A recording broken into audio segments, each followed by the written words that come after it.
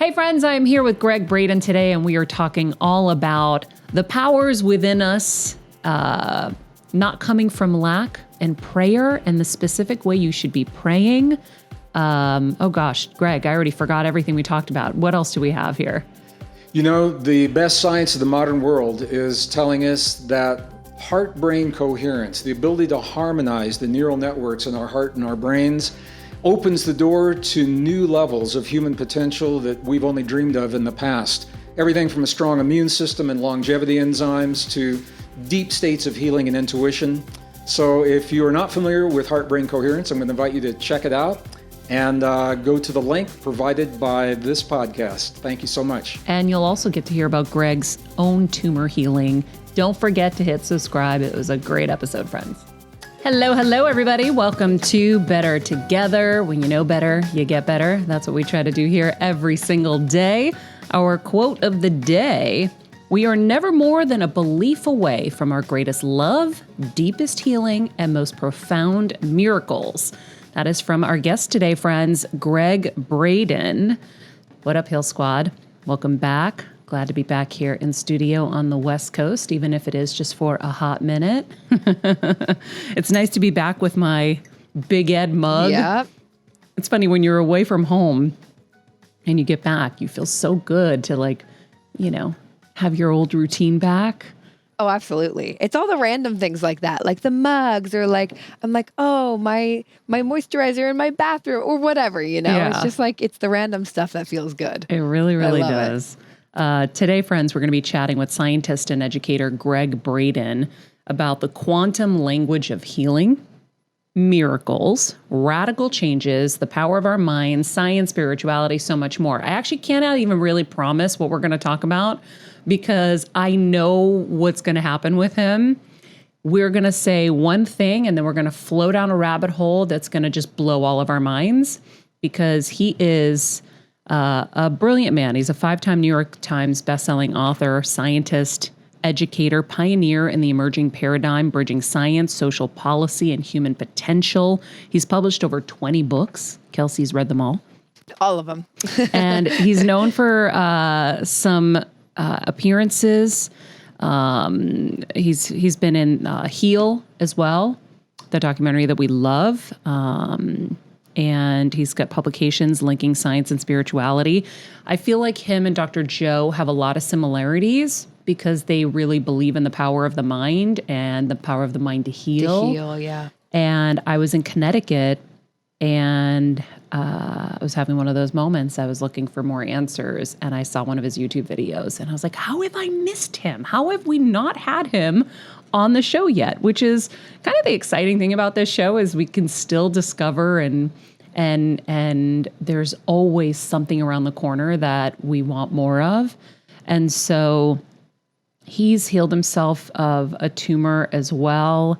And he has so much knowledge. And I just, again, I want to just share with you, friends, that if you're here listening to this show, we're here every day on this journey to get better in all areas of life. And I'm going to bring in people that I think have new ways, new thoughts, new ideas, new modalities. And it's up to you to do with that information what you want. I'm not a doctor. And so ultimately your healing and your choices rests on you.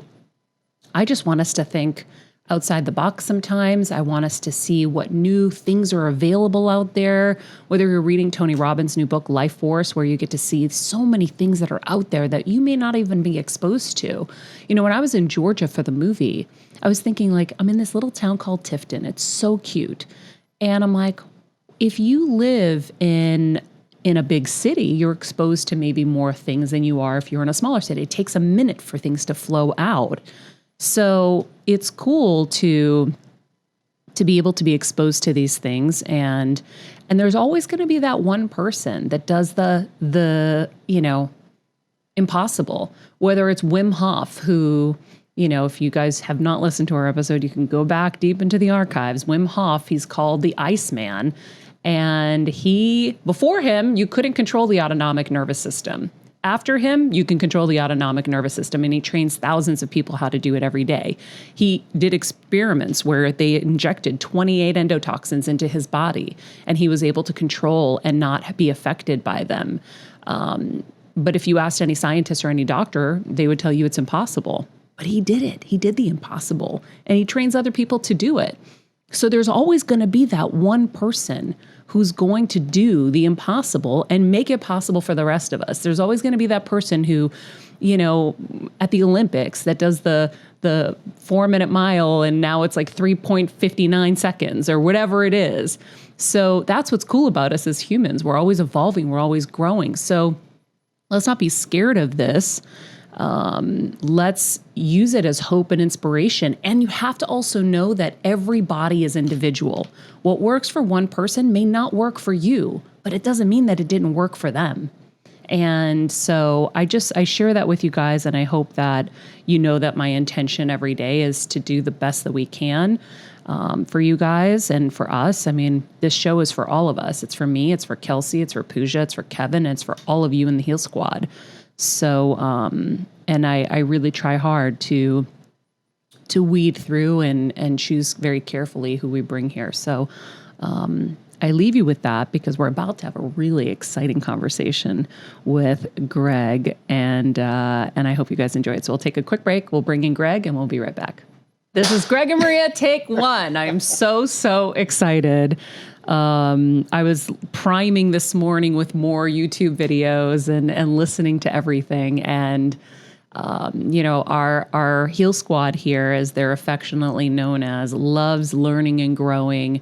And we're in a time where it's very challenging when you have a new idea or something that goes against what traditional medicine says. We're kind of all, in this very let's pit each other against each other rather than try to learn from each other kind of moments. So it's crazy out there.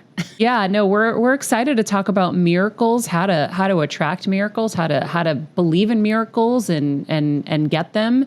I know that you, with your own tumor, I think you said it was like 2 weeks.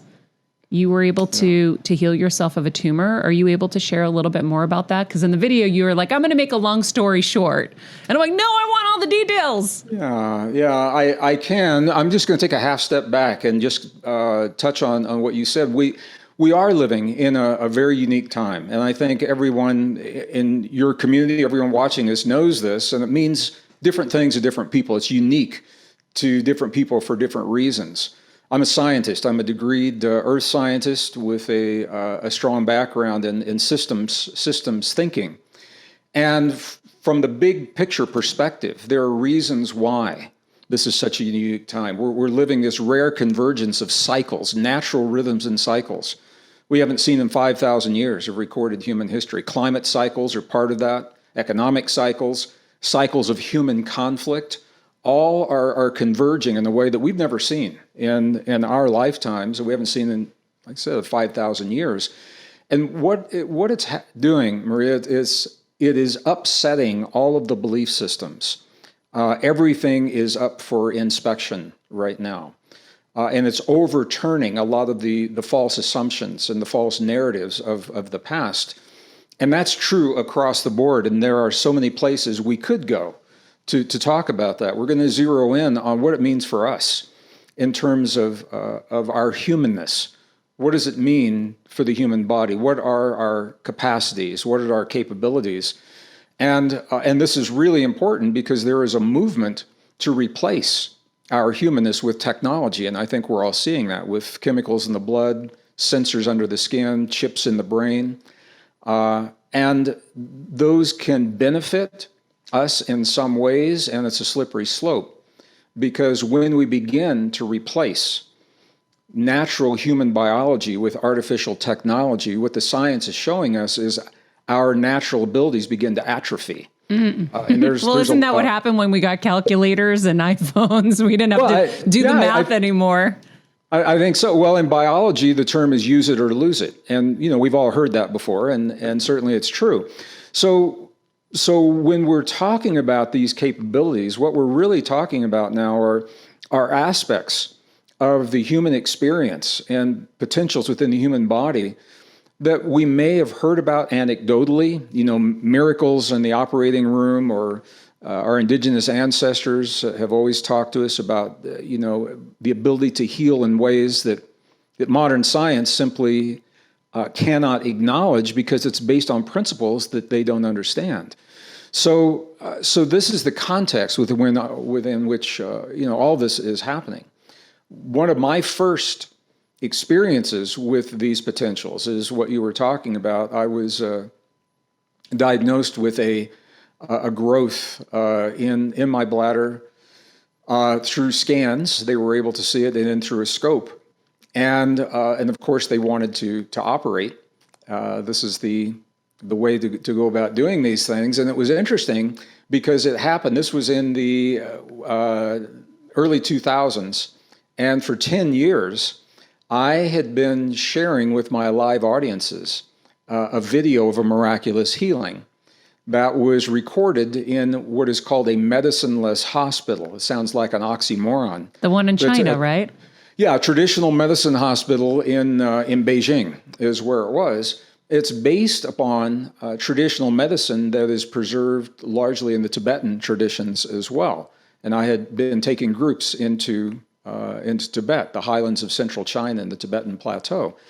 So I've been teaching this, and we've been showing a video of a tumor real time inside of a woman's body, and practitioners going through a process to work with her to heal that tumor. And in 2 minutes and 40 seconds, the tumor, it's not photoshopped or anything. It's before we had any of that. You literally see a tumor that's there, and you see it gradually in 2 minutes and 40 seconds, it disappears. And so when I was diagnosed, when a doctor came in and said, there's something going on with you that shouldn't be happening, my first thought was, of course, I've been showing this to hundreds of thousands of people all over the world, a tumor in a bladder, and what is possible, and this is my opportunity to demonstrate. It was a tumor in the bladder, same thing? Oh, yeah. I didn't realize that's where it was. Whoa, you took it on. Well, I said, this is my opportunity to demonstrate in my life what I have claimed to be true on the stage around the world. And I told the doctor, I said, give me a couple of weeks to work with this before we do anything drastic. And I did everything in my life that I have shared from the stage, everything from heart-brain coherence that we can talk about to being able to communicate with the body and with cells in a way that is a little different than what we have typically been taught. We're typically taught that when something's wrong, we pray for it to change. And when we pray for something to change, what we're doing is we're acknowledging that change doesn't exist. So when you ask for something to happen, what you're saying is you're declaring that what you want to have happen does not yet exist because you're asking for it. And there was an experience that I had when I was in Tibet with the monks and the nuns, where they literally said to me that, may I just take a moment and share the story? I want to know every detail, and I want to know exactly how you did it, because so many of us are trying to do the same thing right now. Well, okay, but I'm going to take even another half step back. I live in a rural area in northern New Mexico, surrounded by indigenous traditions and indigenous communities. And when I first moved into New Mexico in the early, it was in the early 90s, there was a drought that was happening, not unlike the drought that we're having right now. And a native friend of mine asked me, he said, would you like to come with me to a place that was created by our ancestors so long ago, we don't even know who put this place here, to pray rain?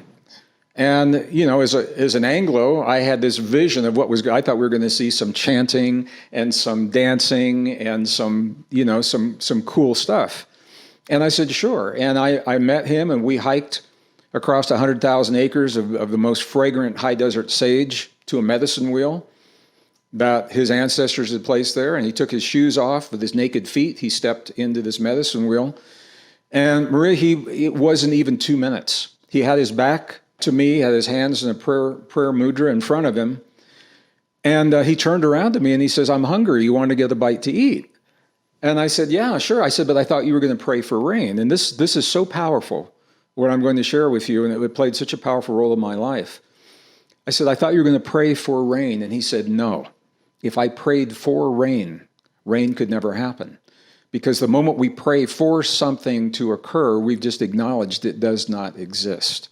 And I said, if you didn't pray for rain, what just happened? And he said, when I closed my eyes, he says, I felt the feeling of what it feels like to stand with my naked feet in the mud in my Pueblo village, and the mud is there because there's been so much rain. He said, I smelled the smell of what the rain smells like when it rolls off the earthen walls of our Pueblo village. I felt the feeling of what it feels like to walk through the corn that's this high because there's been so much rain against my naked skin.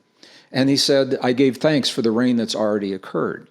Now, there's more to the story, but right there, what's so powerful is that he's incorporated multiple senses in from a perspective of gratitude rather than from a powerless place of asking for something to happen.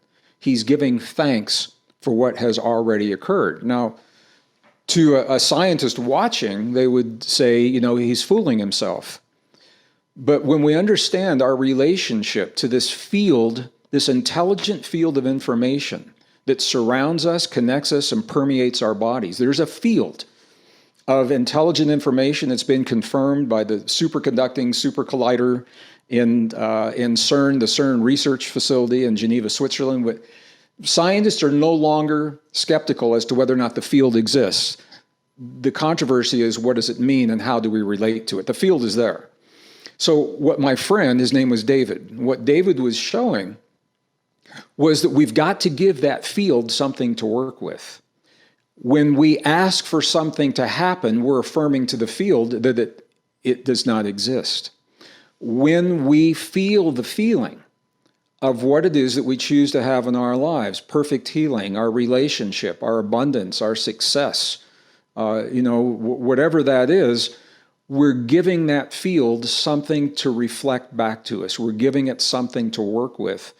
Somehow, Maria, along the way, we were taught to focus on what we don't have and what does not exist, rather than this very fundamental principle of feeling the feeling, and it incorporates imagination and all of the senses and gratitude for what it is that we're choosing to have, so that the field can mirror that back to us in some way. So we went to lunch in Taos, New Mexico. It was the closest town in the middle of the drought. And by the time I got back onto my land that night, big black clouds were rolling in over the Sangre de Cristos, and it started to rain. Mm-hmm. And it rained all that night. It rained the next morning. It rained the next afternoon. It rained. It rained so much, roads were washed out, cattle were stranded, crops were ruined, and I called my friend on the phone. And I said, man, this is a mess. I said, what's going on? And he was silent just for a moment. And then he said, he kind of chuckled. He said, that's the part of the prayer that the ancestors could never figure out. He said they could tell it to rain, but they couldn't tell it how much to rain. And on the weather maps, it was the strangest thing. The weather map out of Colorado Springs, the weatherman was looking, and here's a low-pressure system coming across Utah and Colorado, and then it dipped and did this sharp U-turn into northern New Mexico, right where that rain was, and then it went back up. And the weatherman he looked at it and just said, huh. That was it. Huh. So what David showed me was that there is a modality of prayer, affirmative prayer is what some people call it, that's not acknowledged in traditional prayer studies. And it is also called the fifth mode of prayer. There are 4 modes of prayer that are typically acknowledged, and this is the 5th mode. It's a mode based in feeling, upon the feeling of the outcome as if it's already occurred. Well, that's also because in the quantum, it has occurred. You just haven't caught up with that part, right? So for anyone who's listening who has been going down the Joe Dispenza meditations, he talks about it and we do it. Like my husband is always moved when he watches me meditate because he sees me crying and smiling and all these different emotions under an eye mask. And I said, well, I have to feel the feelings of it already happening. So I feel myself going into the doctor this December and him telling me that there's no more tumor and they can't explain it. And I see the writing on the papers that says spontaneous remission, no tumor found. I see the clear MRI. I see all of it so vividly. I feel the feelings where I'm crying and then I'm screaming, then I'm super happy. And I go through exactly what that day is going to look like, the people I'm going to call, the things I'm going to say, then the things I'm going to do thereafter. I share this for anybody who likes to hear that process so that they can, do it as well. But from Esther Hicks and all of you who talk about this, you can't come from a place of lack. You have to come from it already happening. So when I do my prayers at night, I'll say, continue to flow money easily and frequently. Continue to flow amazing, collaborative, wonderful people into my life. Continue to flow, continue to flow. Is that language that you think, am I doing that right, by the way? It is. And it's important. The visualization is important, and the feeling is important as well. To feel the feeling of gratitude, of appreciation for what has already come to pass. You mentioned Joe. Joe, my dear friend, my spiritual brother Joe, we go way back before we even had books. And we were having dinner I remember this very clearly, we were having dinner in Sedona, Arizona one night. And we were both busy on the road, and it was rare for us to be able to get together. And it was just the two of us at dinner, and that was even more rare. And we were having the conversation, this very conversation. And I was saying to Joe, as a scientist, what the scientists typically tell us, if you read the research papers from peer-reviewed science, is that the telomeres in our DNA, the little protective caps that predict longevity at the end of the DNA, that they typically take 6 months or a year to reflect any changes in diet or exercise or lifestyle or anything like that. And I said to Joe, I think that's possible for individuals who are simply going through the motions, not really understanding what it is that's happening in their bodies. But I said on a quantum level, I cannot see why it would take more than hours for these kinds of changes to occur. What do you think, Joe? And he says, I think the same thing. And so we both began in our individual workshops, and we co-presented together as well. We would lead multi-day workshops where we could test the telomeres at the beginning of the workshop for those individuals that wanted to be tested. And then we go through a process for 4-day workshop and test again. At the end of those 4 days, you could see the changes happening. It can take 6 months. It doesn't have to. And what all of this speaks to is that there are aspects of our humanness that we're only beginning to understand, and that we are on the verge of losing if we give ourselves away to the technology that's being imposed upon us. And it's being done through very slick, very sexy marketing. I mean, I see some of the ads, from the high-tech companies about, chips in the brain so that you can communicate with your computer wirelessly. And, to a young person, that looks pretty cool. They said, a young person says, I can do my gaming without any wires, no keyboard. Sweet. Who wouldn't want that? Because we've never been taught ourselves, and rarely do we teach our young people about how precious the human body is and how powerful the human body is, and how much of it we're only beginning to understand. So now I'm going to take the story of David in the rain. You asked about my experience. This same period of time, I was leading the groups in Tibet. And I had the opportunity to meet with a Tibetan monk. He was the abbot of the entire monastery. It's like the leader of the entire monastery. And I was asking him about compassion, because compassion is the focus of a lot of the Tibetan traditions. And I asked him through a translator, because my Tibetan is terrible, and I asked him, I said, in your experience, is compassion an experience that we have as humans, or is it a force of nature? And he and the translator, they had this whole conversation unto themselves. They just kept going on and on and on. They were debating how to answer this question. And then he came back to me with a one-word answer. He said, yes.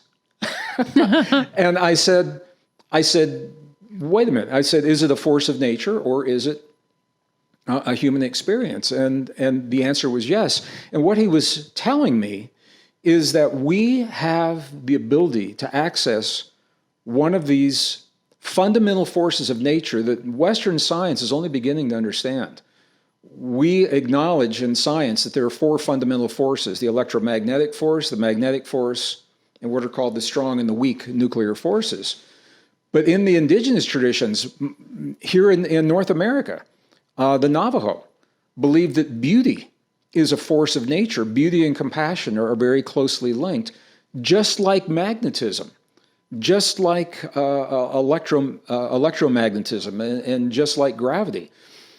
And that we are changed in the presence of beauty, and we are changed in the presence of compassion. It's more than an aesthetic. It literally is a force.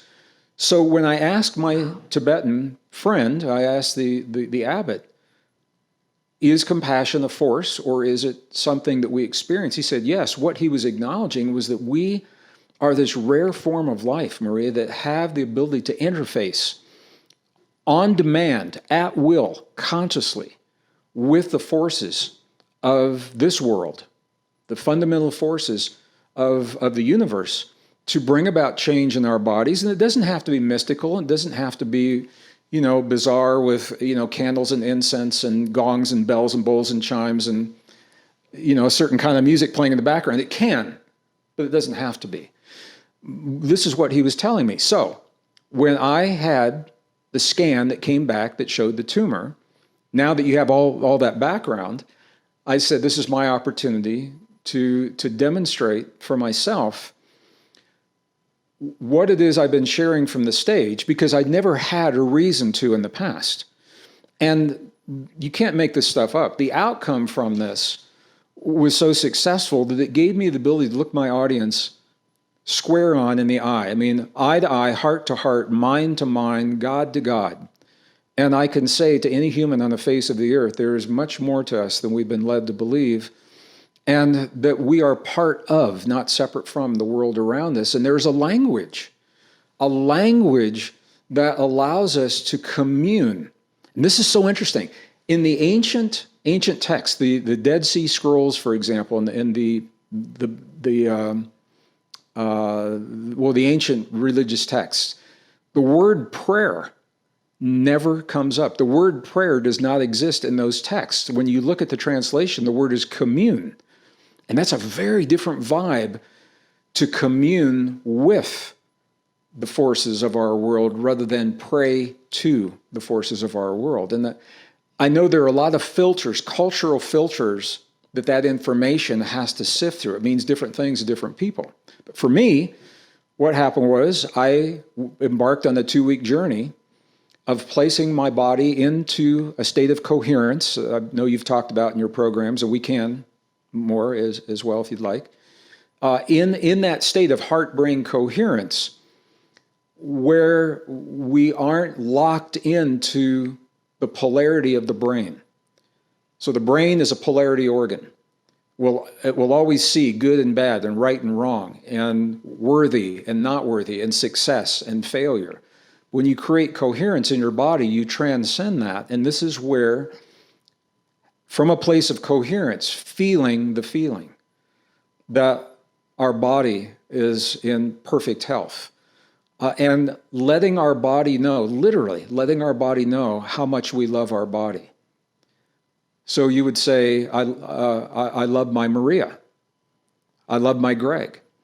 And it's in this state of coherence where those emotions and those feelings of appreciation and gratitude have a chemical outcome. They literally shift the chemistry in our bodies. And that chemistry is reflected in our health and healing. And for me, Now, this is the crazy part. This is the human crazy part. I went through that process for 2 weeks. How long did you do this for? Brain and heart coherence? Was 2 it weeks. But meditations every day? Like how? Yeah, I wouldn't call them meditations in a traditional sense. What was the Gregg recipe? Yeah, I placed myself into heart-brain coherence, and usually twice a day. Once, and I wasn't really structured about it. It wasn't like at 6:00 a.m. Every day this had to happen, but sometime in the morning, and then always at night. As I'm going to sleep, I would begin this, and I can't tell you when it ended because I would drift off to sleep when it was happening, and I felt like that was the perfect place to have this mindset going into the deep healing of the sleep process, because then it continues throughout the night. This is the last thing that I'm consciously thinking as I go into that, those lower brain states, the theta and the delta brain states for healing. So I did this for 2 weeks, but here's the crazy part, Maria. There's still a part of me that doubted my own power.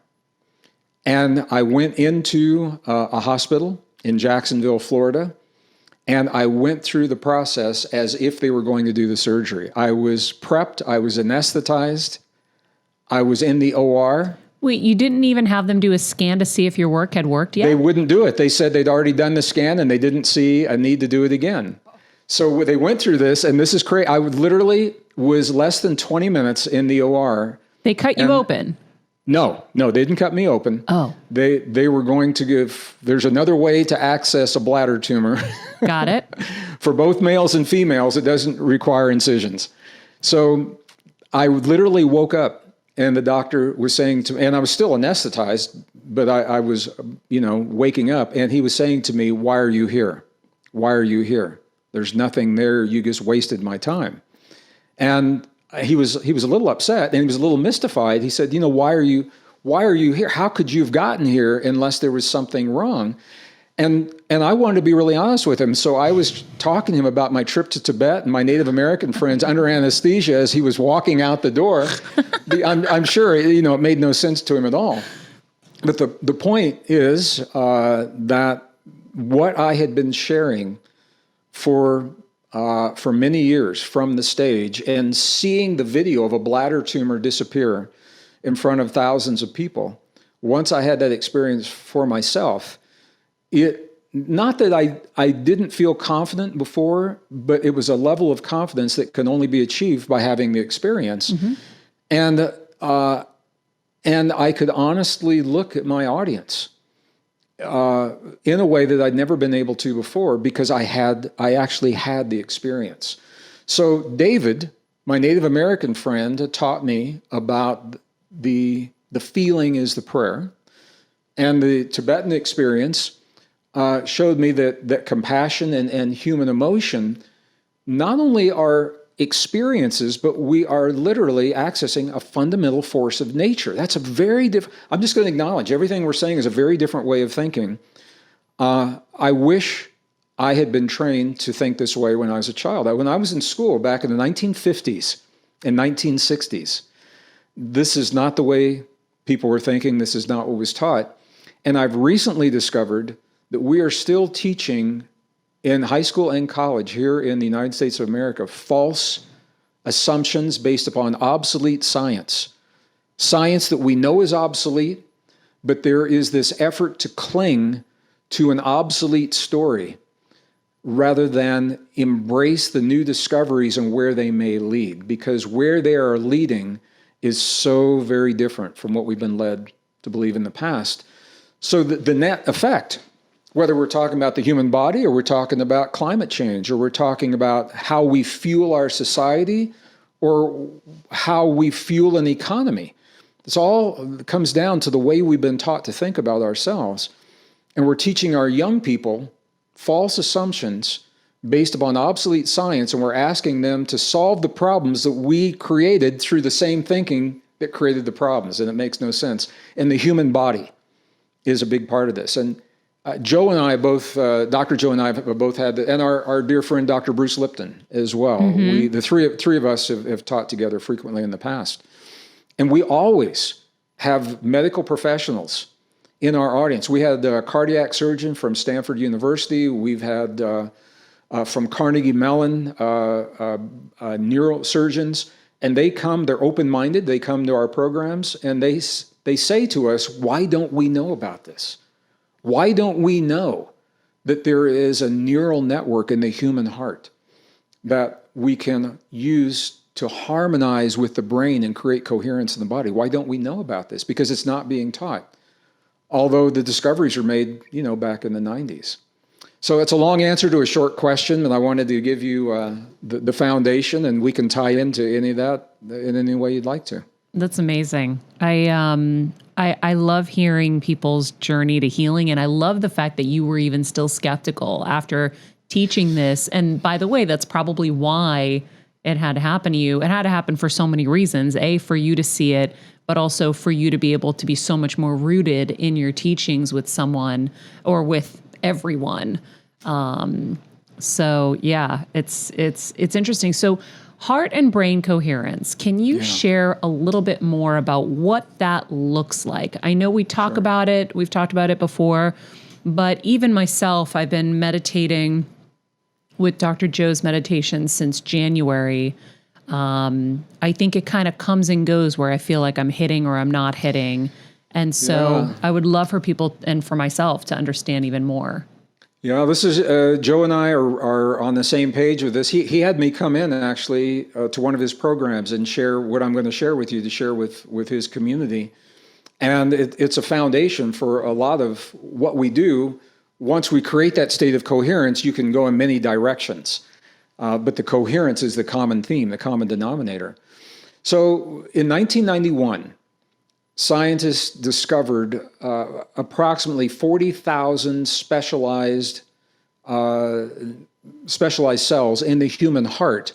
And I'm hesitating here because when I say discovered, they'd always been there. They had just never been recognized. They were sensory neurites. So these are neural cells, but they're not in the brain, they're in the heart. And they're concentrated in a way that actually creates a neural network like we have in the brain. But here's where it gets really interesting. The neural network in the heart, it is independent of the cranial brain. So our heart's neural network, it thinks independently, it feels independently, it remembers independently. Our heart has its own memory. Just a little aside, this is beginning to help scientists understand, and you've probably heard this anecdotally, when a recipient of a heart transplant goes through the healing process, they will often take on characteristics of the person whose body their heart used to be inside of the donor. So this goes from diet. They'll begin to crave certain kinds of foods.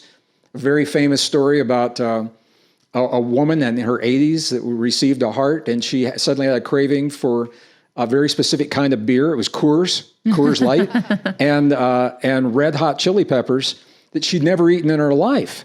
And they did a little research, and the male that she received the heart from, these were his favorite foods. Wow. But this even goes to sexual orientation. Recipients of heart transplants have had a 180 in their sexual orientation after the surgery that matches the sexual orientation of the donor. And these have always been anecdotal stories. Doctors say, isn't that interesting? Next. And now, yes. Wait, don't even go over that so quickly. That is something that I found so fascinating. My mom had stage 4 brain cancer. And anytime I brought them something outside of chemo and radiation, where I was like, hey, this seems to be working. This other thing we're doing, you should probably share this with patients. Like, yep, great. And then moving on. Nobody wanted to look into it any further or try anything because this is the standard of care. This is what we do. And then but the funny part is 2.5, 3 years later, they were doing all the things that I was doing. And then coming to me like it was like this new discovery. I go, guys, I was telling you about this 3 years ago. Wait, what? This is the way it happens, I think. There is There is a concerted effort to cling to what's called the standard model of physics, the standard model of evolution, of human evolution and our origin, even though the science no longer, and the evidence no longer supports either of those in the way that we have in the past. Well, also, it hasn't caught up to some of them. So before we started with you, I was mentioning Wim Hof, who I'm sure you're very familiar with. Sure, yeah. And I said, before Wim Hof, you could not control the autonomic nervous system. Post Wim Hof, you can control the autonomic nervous system. Now, there are probably many doctors and many scientists who, if you propose this idea now, years later, and said, can you control the autonomic nervous system? They would tell you absolutely not, right? Because they haven't been exposed to it yet. They don't even know Wim Hof exists, but there is a man out there named Wim Hof who has done it and is training many, many people to do the same. So that's the same thing with this. You know, they haven't gotten to it. It is, and it takes time. Well, in the past, it has taken time for this information to trickle into our community. What's happening now is the world is changing so fast, we don't have that time.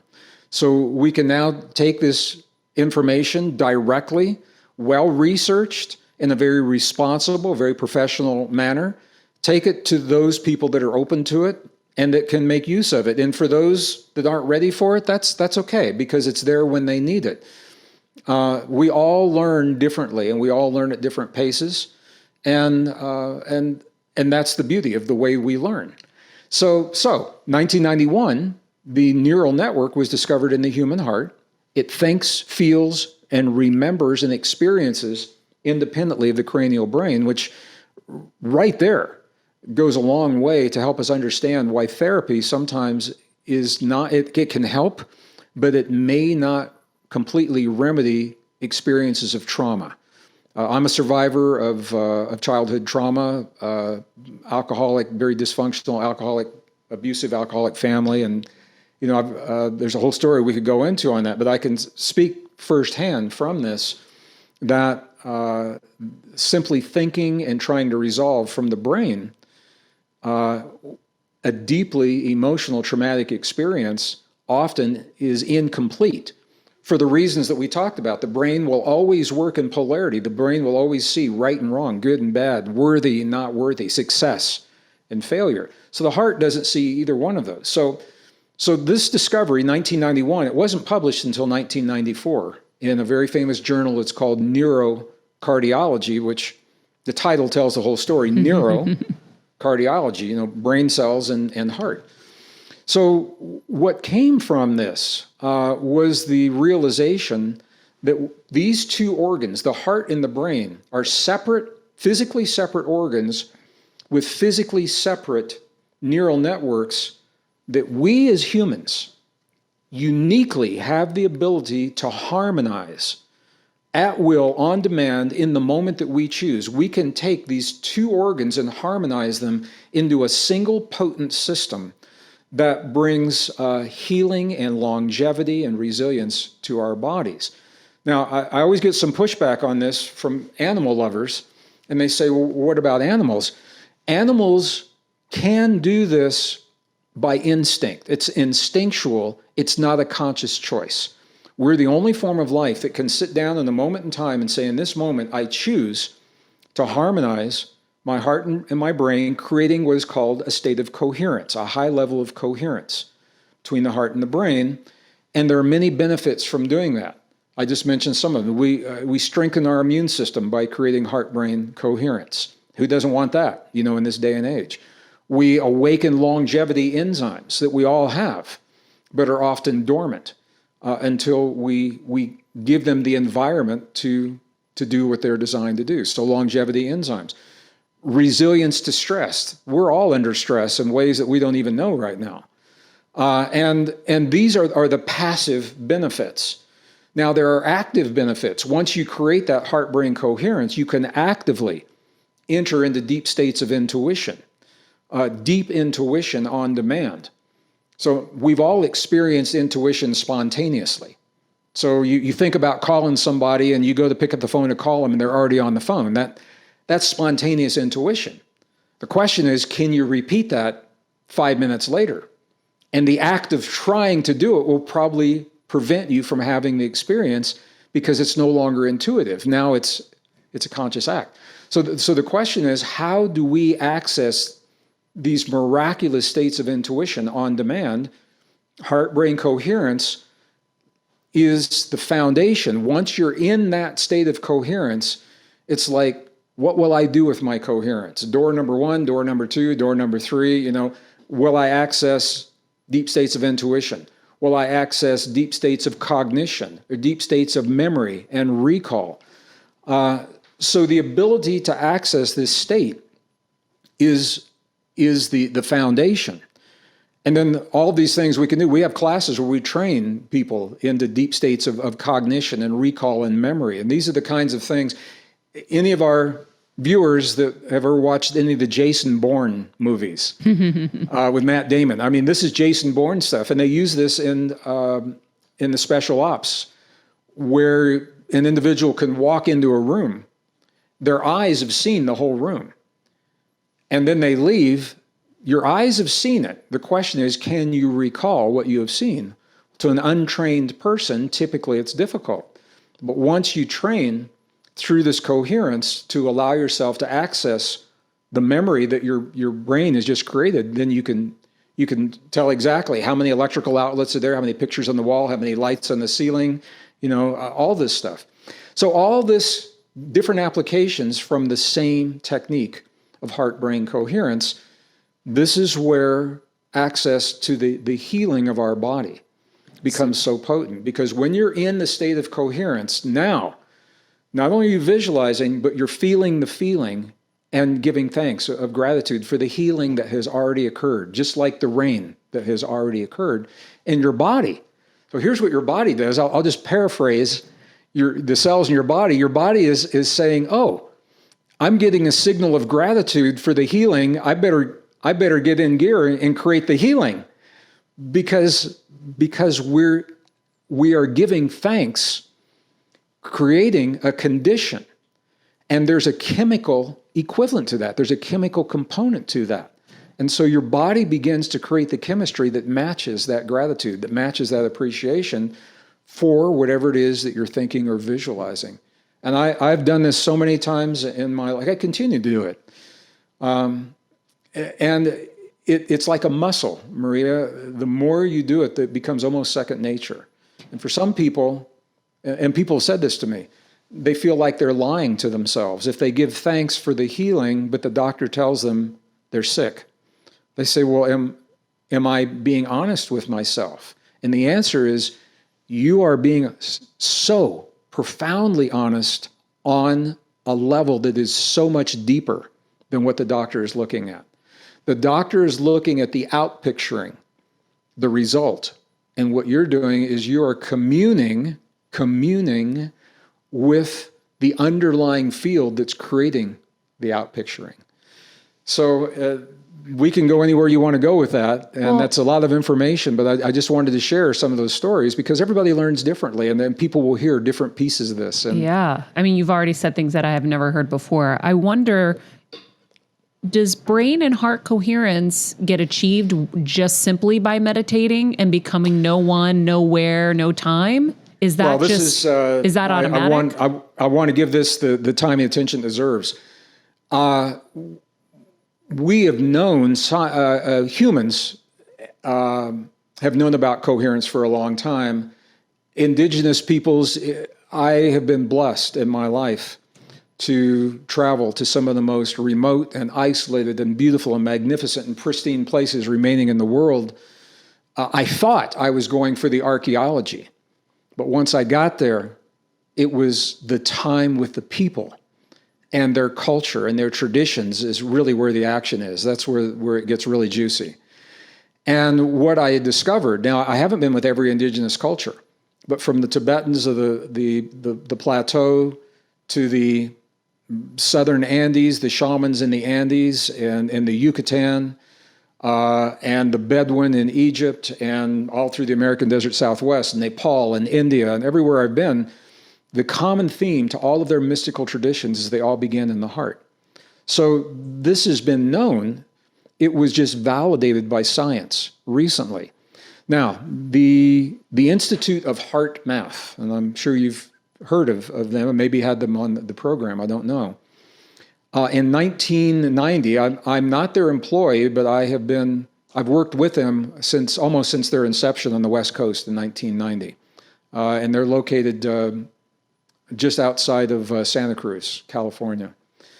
The Institute of Heart Math is a pioneering research organization, science-based, that is exploring the human heart in non-traditional aspects. And their science has been published in peer-reviewed journals, and they have done more to further the understanding of heart-brain coherence pretty much single-handedly than anyone else. What Joe is doing is working with heart math. He's tying into their techniques. He's been given permission to do that. I have as well as an independent author. I can't speak for Joe, but I know about this relationship. So we are drawing upon the research that heart math has generously shared with us. And from that research, we've developed our own unique perspectives and techniques of what we do once we achieve that state of coherence. So what heart math did was they took all the science and they refined into 3 simple steps. It's a shift in focus from the mind to the heart. It is a shift in breathing to awaken the parasympathetic nervous system. And it's a shift in emotion, primarily the emotion of gratitude.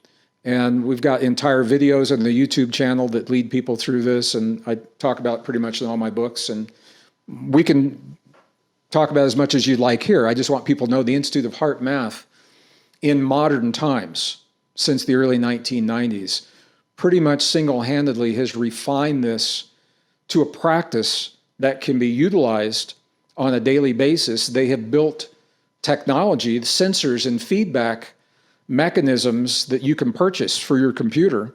Most major hospitals are now using heart math technology to help patients create what's called a heart rate variability, a greater degree of heart rate variability through this feedback. So once they breathe the correct way and once they have the right feeling, they can see it on the screen. Now you no longer need the gadget because you know what it feels like to have that experience. So we should get a link to the YouTube that you did and share it in this episode so people can grab it and okay, there is. apply. I will ask my office to send a link to. It's a standalone video of the 3 steps of the heart-brain coherence. Once you create that coherence, so if you're going to do that, I'll just be very clear. The coherence is a technique unto itself. It's a standalone technique. Simply by creating that coherence, and the recommended length of time is about 3 minutes. 3 minutes of heart-brain coherence has been shown to increase DHEA levels over 100% in that 3 minutes. DHEA is the precursor to all the other hormones in the body that we need, both male and female, without any supplements or changes in diet or exercise or anything. 3 minutes increases the DHEA levels over 100%. It lowers the cortisol levels by about 23%.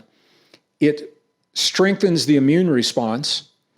It increases heart rate variability. And the more heart rate variability you have, the more resilience you have to change and stress. So we're all being subjected to change and stress. So just from these 3 minutes, you begin to develop a greater resilience to those things. It awakens the longevity enzymes. It stimulates the longevity enzymes that we have in our bodies just from those 3 minutes. Now, once you achieve that in those 3 minutes, there are other things that you may want to do, and this is what we're talking about. It's from that place of coherence. If you wanted to have a conversation with your body about healing, this is the place. You can do it from anywhere. This is the place where it has a deep meaning. Because now you're communicating with your body in the language your body recognizes from a place of power rather than a place of fear. Often when the prayers are there, they're prayers of fear because we're afraid for our health and we've been told something's wrong with us. And it's a very different way of thinking. When we begin to understand how our body works, rarely is the body broken, rarely.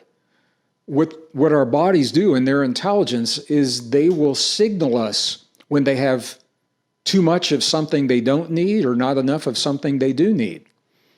And thinking of it from that perspective, the body's not broken. It is telling us how it responds in a particular environment. And if we don't like that response, what is it that needs to change in the environment?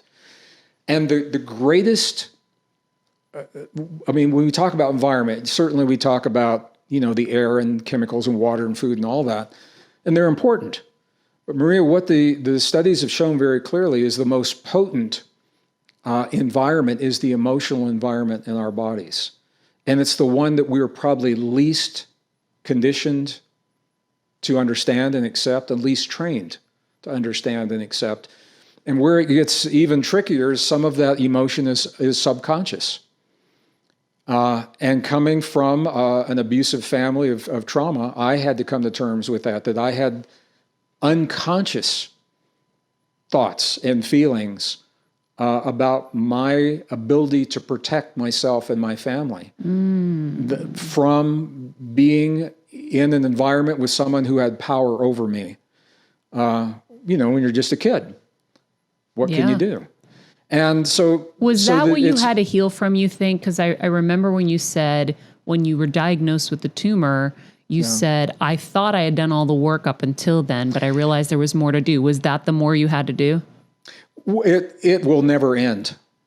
To the last breath of my life, I will be healing and I will be learning. I'm a student of understanding my relationship to my world and my past. Having said that, the more I understand, the deeper my gratitude for what I have experienced, because it has led me to know myself, and through that to be able to share in a way that's truthful, honest, and factual with other people that are maybe having similar experiences. But so the answer is yes. I had done a lot of healing around that and run into a lot of walls from the traditional healing. It was okay, but it wasn't enough. It was incomplete. There's something missing, something lacking. And now beginning to understand our unique ability, this is so powerful, to harmonize two separate organs into a single system. And from that, that's a healing unto itself right there. From that healing to be able to initiate greater states of healing emotionally is, and I'm going to emphasize this again, because it's not done from the brain. When we look at our lives from the brain, we're always going to focus on that polarity, worthy, not worthy. That was a big one for me. Good enough, not good enough. Right or wrong, good and bad. Success and failure. That was a big one for me. Coming from an alcoholic family, the abuser typically belittles those around them to elevate their own experience. And when you're a kid and you're told that, you're not enough and you won't accomplish anything in your life, that becomes a program that will play a role in not just me, anyone who's having that experience. And it's possible to transcend the program. That's the beauty. But it's hard to do it when you're thinking from inside the program. So the coherence is a way to elevate us beyond the limits of that program. And so the coherence, for me, is where the action is. It's where it really, really begins. And from that coherence, the deep appreciation for the healing in my body. And I'll say this, we are all already healed. Even the person with the greatest disease is already healed because the body is always healing. And what we're asking for is a greater level of healing. We're already healed. We're just asking for a greater level of the healing that's already there. And when you begin to think about your body in that way, it's very different from what we've been conditioned to think of in the past. So would you talk to your cells and your organs? Totally. And, some people will laugh about that. We have about 50 trillion cells in the body, the average body. And what we're rarely taught, this is going to tie into the beginning of our conversation. We've got about 50 trillion cells in the average human body. Every one of those cells is a tiny electrical circuit. Maria, it's got about 0.07 volts of electrical potential.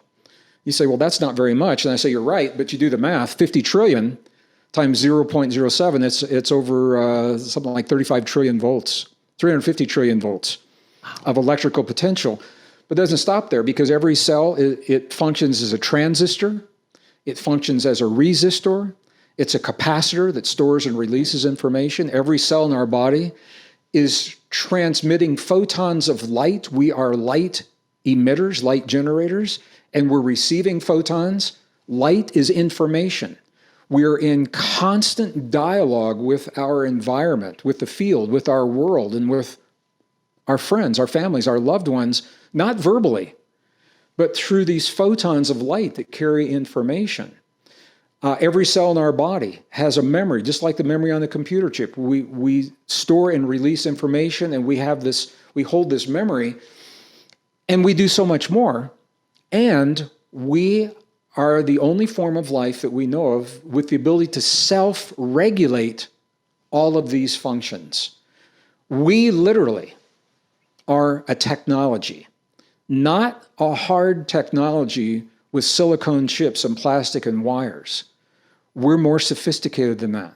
We are a highly advanced, technologically sophisticated, soft technology of neurons and cell membranes and ion potentials and electrical charge that we self-regulate through thought, feeling, emotion, belief, breath, it's Wim Hof, and focus. Thought, feeling, emotion, belief, breath, and focus. The very principles of our most ancient and cherished spiritual and indigenous traditions. They didn't have the science, but man, they understood who we are and how we relate. And this is where we begin, or we go back to beginning this conversation. Because we are conditioned as a society, and we're teaching our young people that we are flawed as a species. As carbon-based life, that we're flawed. And that emotion is a flaw. That's what's being taught. It inhibits our ability to make logical decisions. That the significance that we give to our memories is a flaw that keeps us locked into belief systems that don't serve us. These are considered flaws. And so if we are flawed, we need something to save us. And right now, and everybody watching knows this, technology is being touted as our savior. And we're being told that to be successful in life and to be healthy in our bodies, we need something outside of us to become the best version of ourselves, when in fact, we are the technology. And all of that tech that's built out there, from the internet and chips and lasers and wires, as cool as they are, they all mimic what we already do in the cells of our bodies, except we do it better when we give ourselves the environment to do it. And this is where we are as a society right now. Are we going to give ourselves away to the technology and lose these precious, unique human abilities, or are we going to wake up to the potential of what it really means to be human? And we're just tapping on a little bit of it. We're talking about self-healing. It goes way beyond that. But it's a beautiful example. We don't want to give ourselves away, at least until we know what we're giving away. And we don't know right now. As a society, we have not embraced what it means to be fully human.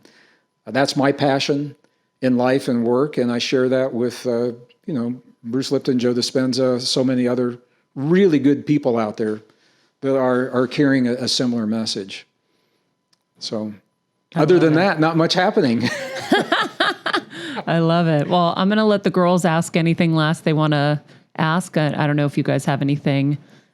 Oh, I know we covered a lot of stuff, but You guys covered a lot. I think you kind of asked it, Maria. My main thing was like how to actually do the heart-brain coherence, but you answered that, Greg, too. And I really wanted. we'll get you the video. Yeah, watch the videos because I'm in. Yeah. I needed to hear that message today. And I think it's so crazy. Like, that's fascinating that your heart has its own memory. Like, that blew me away. So anyways, I'm just very grateful. That was such a cool conversation.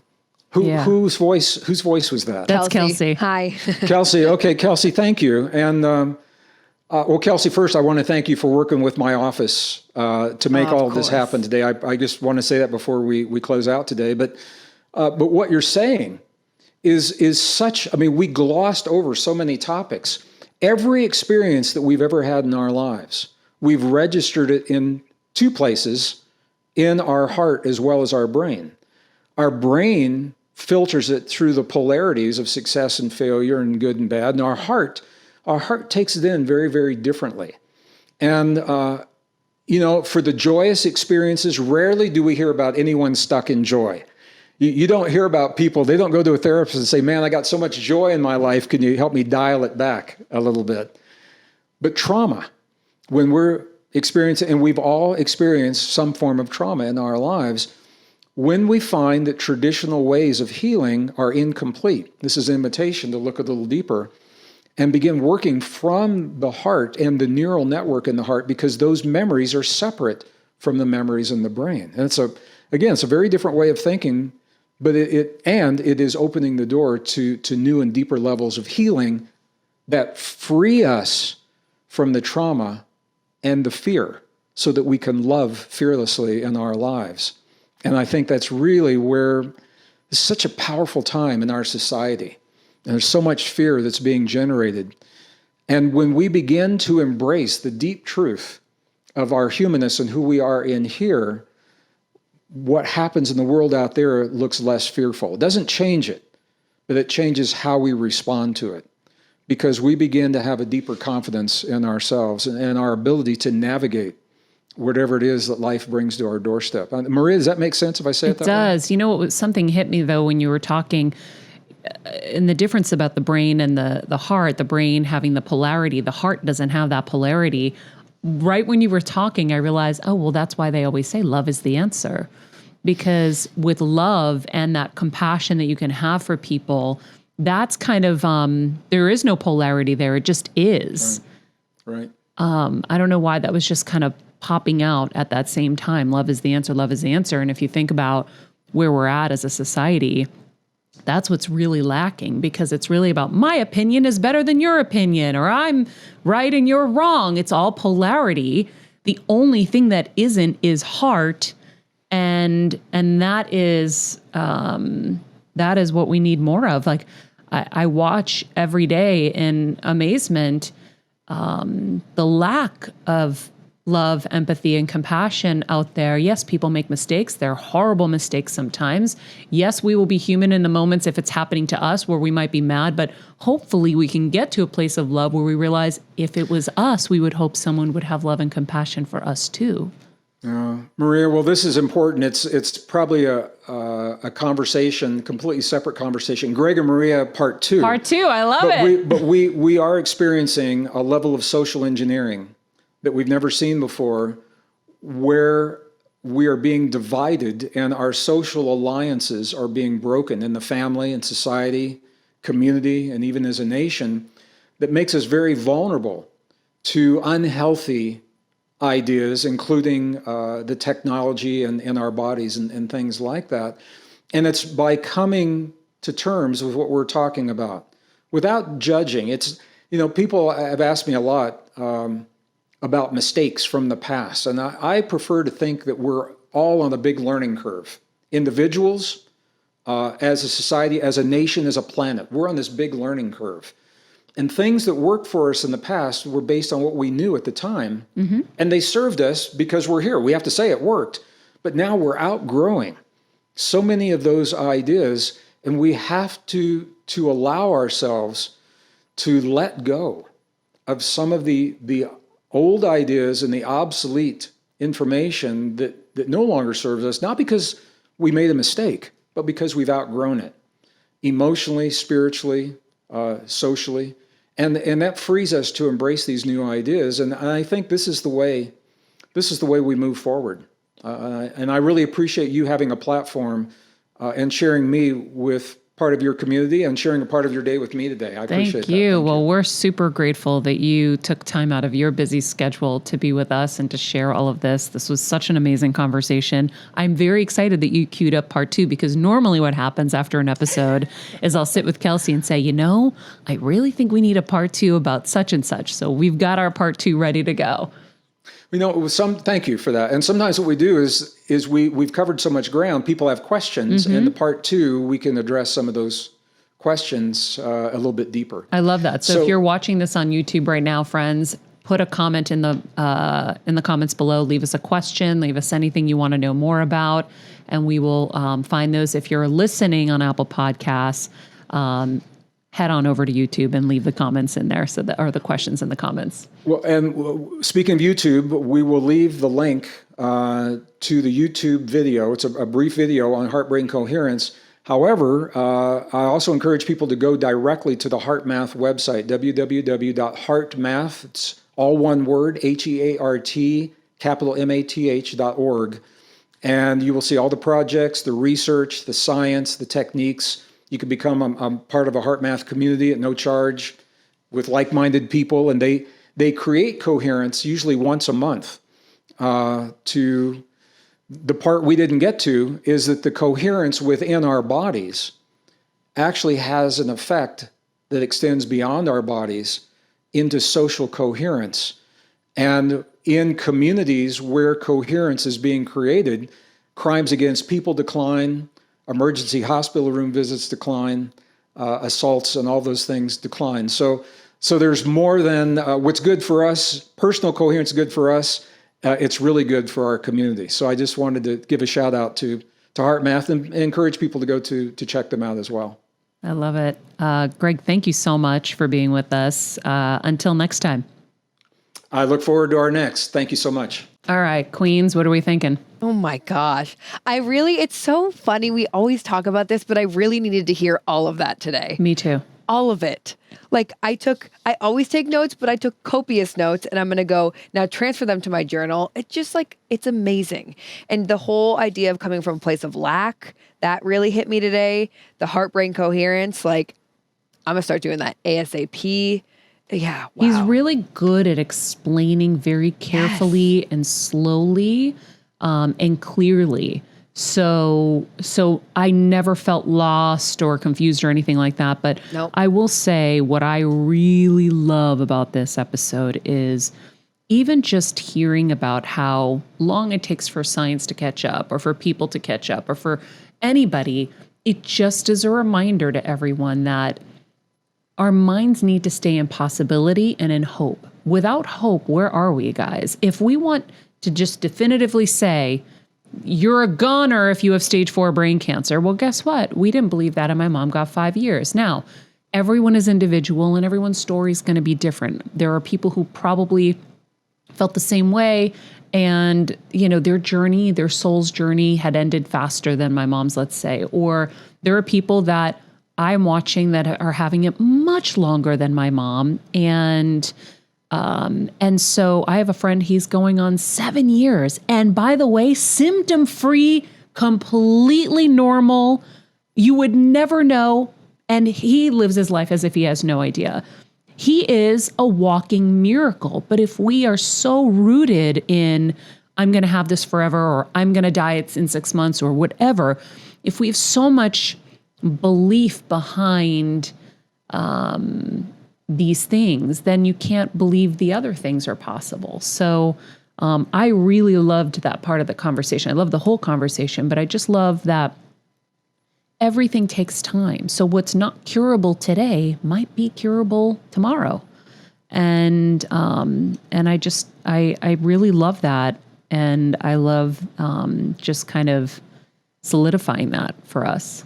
I agree. And I like to go off of that, when he's saying it's we're already healed. Mm-hmm. We just want that next level, coming at it from that mindset versus no, I'm not. And now I need healing. It's no, I'm already healed, but I want my next level of healing. I thought that was so cool. That was cool. And that's why I love Dr. Joe's meditations, because every single day I'm focusing on feeling the feelings of it already happening and he'll tell you to like reach out for it. So I see like a quantum field, and I see my H for healing over in the distance, and I see the N for my new life over here, and I just pull them in when we're talking about them in the meditations, and then I feel them, my new life with, the things that I see in my new life.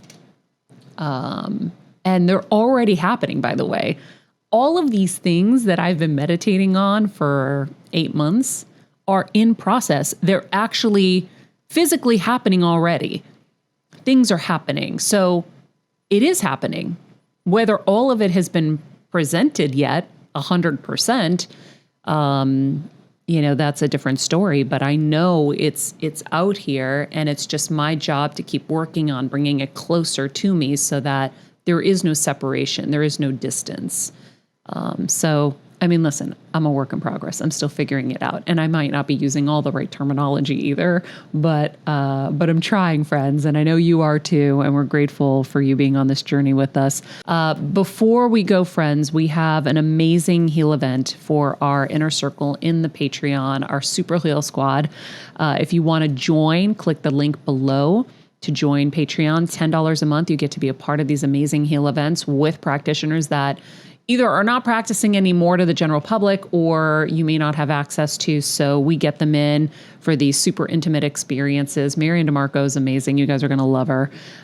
So join us for that. If you haven't checked out Macy's.com/Better Together, I have my special curated page there with all of my picks, fashion, home, beauty, everything that I'm loving. And I know you'll love too is on there. If you find something you love there, you obviously support the show.